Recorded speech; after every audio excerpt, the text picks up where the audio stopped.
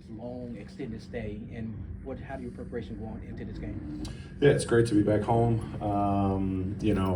Obviously got a difficult stretch coming up, here even at home, 5 games. It's all about just getting the rest, sleeping on our beds. It'll be nice. But also opportunities to practice, in between today and I think this weekend slate and even into next week. So it's all about recouping the energy, despite some of the results. I thought we progressively got better, as the road trip went on from Indy, Orlando to Cleveland. Had a lot of great takeaways that we got to continue to build on. Taylor, I think covering you over the last few years, we've seen after the All-Star break, you tend to do a couple little tweaks, I guess, with the rotation. Was there any emphasis that you had during this break?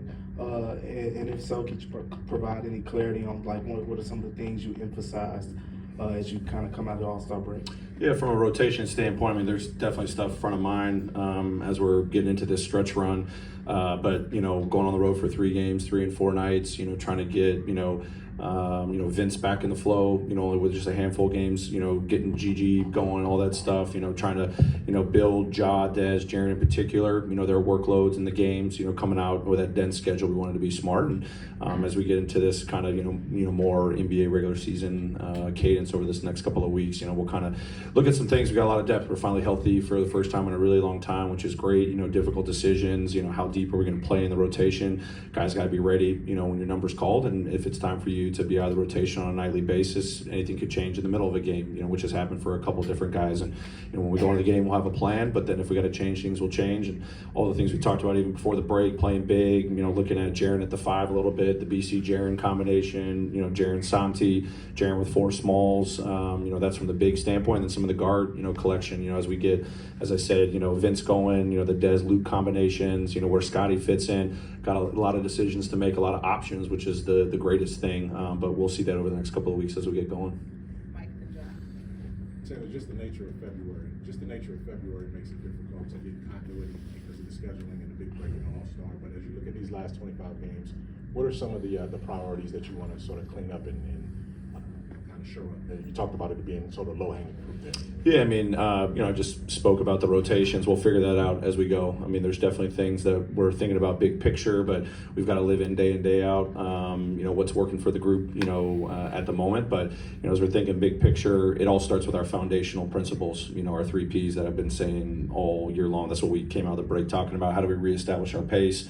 How do we identify our advantage creators, the variety of ones that we have from, the pick and roll that we've been playing a little bit more, but also our cut, drive, fill, our screening actions. We've got to get better with our screening interactions for sure. So putting more work in that, which we've been doing the last couple of weeks, but now we get some practice time with that break in the schedule. And, possessions on the offensive side we've thrived in, but then it's flipping the coin, which I talked to the team about, how are we better with our transition defense? That's the first P, pace on the defensive side.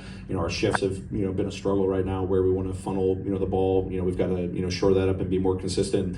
You saw it the other night. We have a glaring weakness in rebounding. And if that's going to be the demise of us, we can't accept that. We have to be better. We have to drill it better. We have to own it better. It's got to be 5 guys. So that's the stuff that I care about. We'll figure out nuances as we're getting into matchups and, do we add a little bit more to our package offensively or defensively? But we've got plenty of things in those 3 Ps, offensively and defensively, that are going to, determine a lot of our success.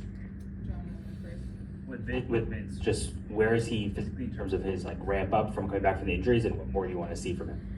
Yeah, he's doing well. I think he's navigating the workload well. Has some minor soreness because obviously he hadn't played in a really long time, so that's natural. Just coming back, and then we're trying to be very smart with the minutes. Right now mid-20s. Obviously his role, finishing games or finishing quarters, and I'm still figuring that out with the group where they're at. But we know he can have a huge impact. But we want to make sure whatever has happened in the past with his health, we put that in the woods, and then he's really consistently playing.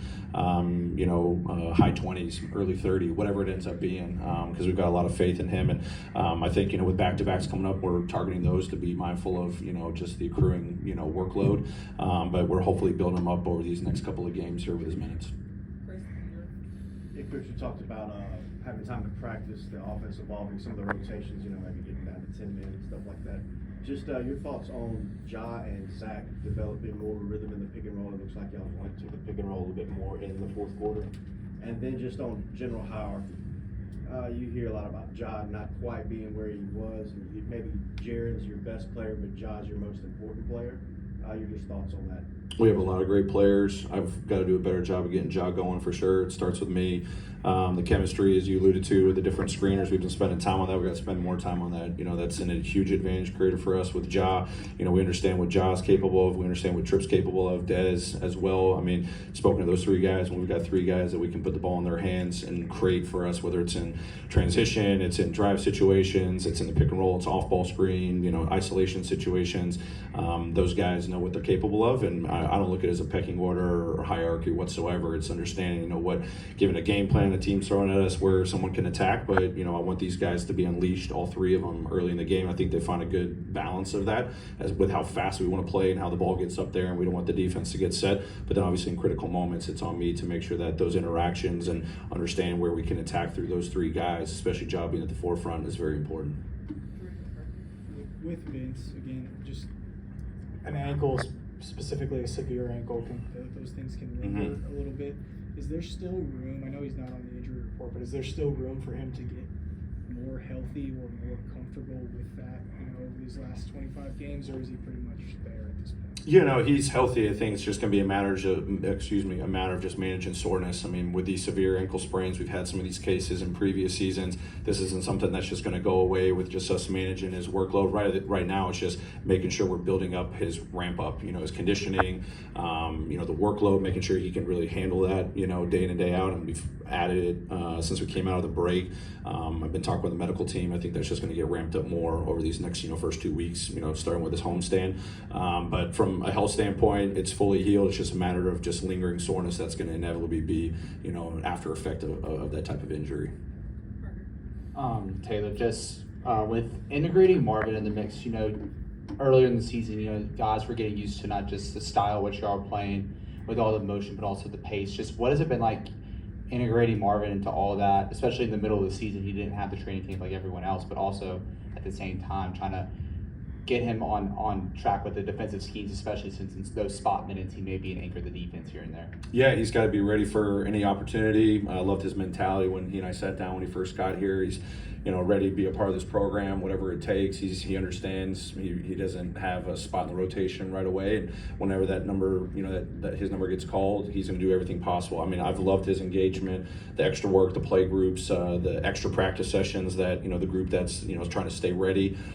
He's been attacking that, you know, and as you said, learning a new style, you know, the pace of play, the movement, like he's got a pretty good feel for the game, and I see him grasping things, you know, the movement patterns when I see him in our shoot-arounds or our practices. See him doing a really good job of that and being a guy that can be a playmaker even in the full court, busting it out, having another guy that can be in that five-man attack mode. So I'm seeing progress day in and day out. And defensively, I think he's got good versatility. You know, he's got length, you know, and obviously when I see him in the play groups, his communication is just getting on the same page with his teammates. So overall, I'm seeing a lot of positive strides. And, you know, when his number is called, I know he'll be ready, but not sure when that will be. Great. Thanks, everyone. Appreciate it.